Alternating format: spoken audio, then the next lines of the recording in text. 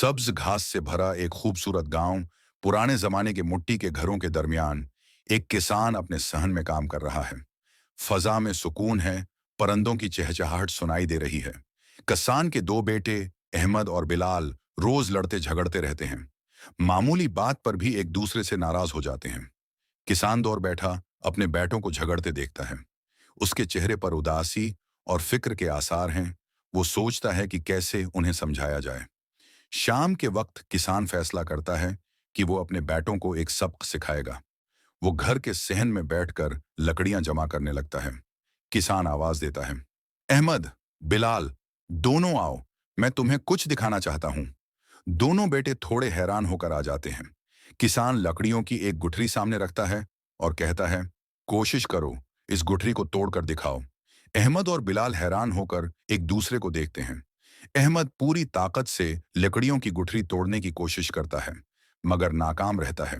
किसान खामोशी से उसे देखता है। अब बिलाल गुठरी पकड़ता है, जोर लगाता है, मगर वो भी उसे नहीं तोड़ पाता। दोनों मायूस हो जाते हैं।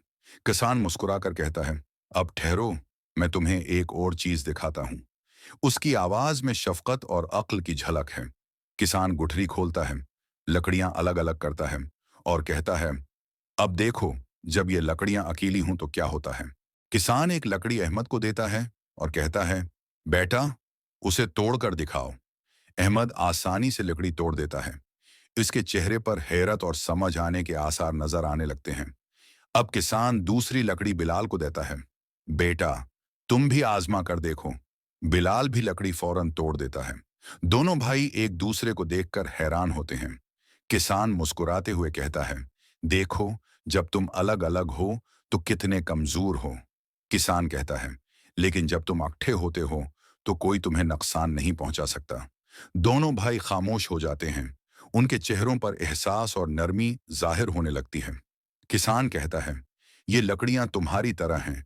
अगर तुम साथ रहोगे तो कोई तुम्हें नहीं तोड़ सकता।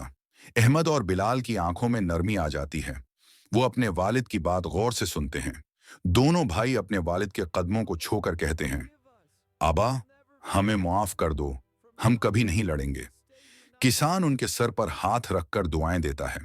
हल्की हवा चलती है, सूरज चमकता है और सहन में सुकून भर जाता है। इत्तेहाद में ताकत है, इख्तिलाफ में कमजोरी।